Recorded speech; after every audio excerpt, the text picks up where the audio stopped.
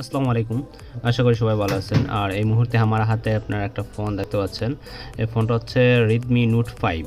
তো এই ফোনটার প্রবলেম হচ্ছে আপনারা যদি ইএমটি অথবা আপনার আনলক টুলের মাধ্যমে আমরা যদি ফ্ল্যাশ করতে যাই, তো সেক্ষেত্রে আপনার এরর আসছিল। তো আসলে এরর কেন আসে বা কী কারণে আসে আমরা একটু ডিপলি দেখার চেষ্টা করব। তো আমরা প্রথমত এটার হার্ড ডিস্ককে রিমুভ করে আমরা ইউএফআই বক্সের সাথে কানেক্ট করে তারপরে আমরা এটা আইডেন্টিফাই করব যে আসলে প্রবলেমটা কোথা থেকে হয়েছে। এই ধরনের যে প্রবলেমগুলো হয় আপনার বিশেষ করে দেখা গেছে হার্ড ডিস্কটা যখন কনজিউম হয়ে যায়, 90% কনজিউম হয়ে গেলে তখন ফ্ল্যাশ নেয়, কিন্তু তারপরেও মানে হ্যাং লগা থাকে। আর হচ্ছে আপনার ইরোর আসে বেশিরভাগ সময় ইউজার এরিয়া যেটা আপনার এটা যদি নষ্ট হয়ে যায় আর কি, তখন এই ধরনের সমস্যাটা আসে। তো আমরা এখন বক্সের সাথে কানেক্ট করে তারপরে আমি আপনাদের দেখানোর চেষ্টা করি। আশা করি ভিডিওটা দেখলে কিছু শিখতে পারবেন। যারা নতুন আছেন, আপনার ইউএফআই বক্স কিনছেন, এখনও ইউএফআই বক্সের কোনো ভালো কাজ জানেন না, তো তারা আসলে এই কাজগুলো দেখলে অনেকটা উপকৃত হবেন। তো আমার প্রত্যেকটা ভিডিওতে আমি চেষ্টা করি কিছু গুড ইনফরমেশান দেওয়ার, যা আপনারা অনেক কিছু শিখতে পারেন যা থেকে। তো আমরা এখন ফোনটাকে আইডেন্টিফাই করি।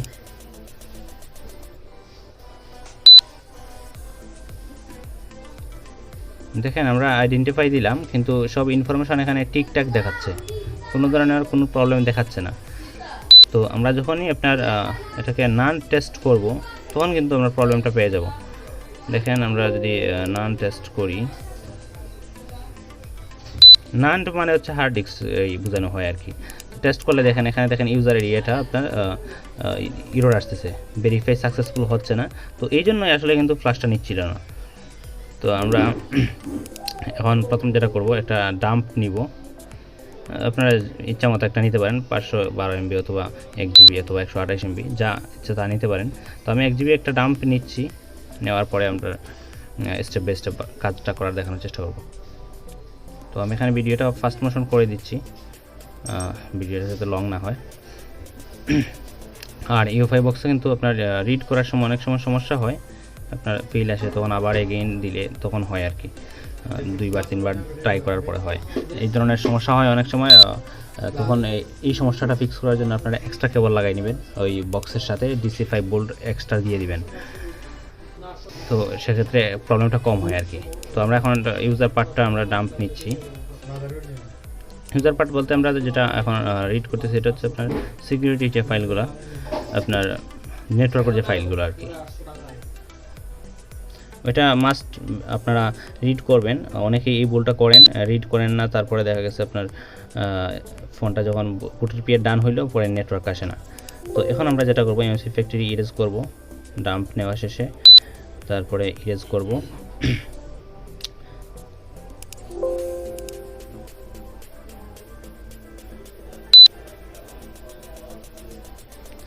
ইরেজ করার পরে আমরা এখানে দেখেন এমসি পার্টিশনে আসলাম, এসে ওখানে পার্টিশনটা করে দিচ্ছি আর কি।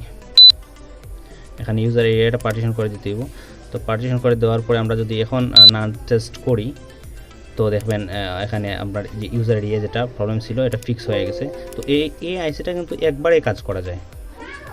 এই যে মানে সিস্টেমে কাজটা করছি, এই সিস্টেমে কিন্তু একবারে একটা এমসি কাজ করা যায়। সেকেন্ড টাইম আপনি আর এই কাজটা করতে পারবেন না যদি ইউজার এরিয়াটা নষ্ট হয়ে যায়, তখন আপনাকে হার্ড ডিস্কটা চেঞ্জ করতে হবে। তো দেখেন এখন ভেরিফাই সাকসেসফুল হয়েছে। তো আমরা এখন ডাম্পটা এগেইন দিব। আমরা যে ডাম্পটা নিয়েছিলাম এটা রাইট করব, রাইট করার পরে আমরা ইউজার পার্ট রাইট করব। তারপরে আমরা ফোনটাকে ইউএমটি অথবা আপনার আনলক টুলের মাধ্যমে যদি ফ্ল্যাশ করি, তাহলে ফ্ল্যাশ নেবে এবং আমাদের প্রবলেমটাও ফিক্স হয়ে যাবে। তো আমি ভিডিওটা এখানেও ফাস্ট মোশন করে দিচ্ছি।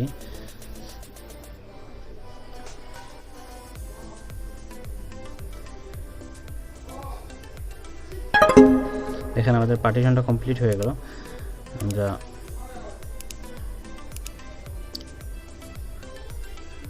ভিডিওটা যদি ভালো লাগে তাহলে অবশ্যই একটা লাইক কমেন্ট করবেন। আপনাদের একটা লাইক কমেন্টের কিন্তু আমাদের অনেক অনুপ্রেরণা যোগায়। তো আমরা ইউজার পার্টটা এখন রাইট করে দিই। খুব ব্যস্ততা চলতেছে, ব্যস্ততার কারণে ভিডিও দিতে পারি না ঠিকঠাক মতো, তারপরে চেষ্টা করি প্রতিনিয়ত ভিডিও দেওয়ার। অনেকগুলো ভিডিও মেক করা হয়েছে, কিন্তু এডিটের বাকি আছে এখনও। ওই জন্য আপলোড দিতে পারতেছি না। তো আর এখন আমরা যেটা করব, আপনার ইউজার পার্টটা রাইট হয়ে গেলে আমরা হার্ড ডিস্কটাকে আপনার রিবোল করব, রিবোল করে তারপরে বোর্ডের সাথে অ্যাটাচ করে দেব। তারপরে আমরা যদি ইএমটি অথবা আনলক টুলে ফ্ল্যাশ করি তাহলে কিন্তু ফ্ল্যাশটা নিবে আর কি, ঠিকঠাক মতো ফ্ল্যাশ হবে। তো আমরা অলরেডি হার্ড ডিস্কটা লাগাই নিছি বোর্ডের সাথে।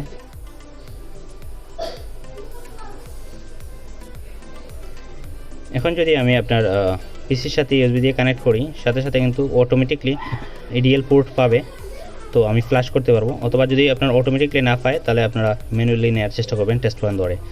তো আমারটা অটোমেটিকলি পাইছে। নর্মালি বুট রিপেয়ার করার পরে আপনার 1 জিবি অথবা 512 MB ডাম্প দেওয়ার পরে কিন্তু অটোমেটিকলি ইডিএল হয়ে যায়, ফোনটা অটো ইডিএল পায়। তো আমি এখন ফোনটাকে যদি ফ্ল্যাশ দেই তাহলে আশা করি আমাদের ফোনটা ফ্ল্যাশ নিবে আর কি। তো দেখেন অলরেডি ফ্ল্যাশ হওয়া শুরু হয়ে গেছে।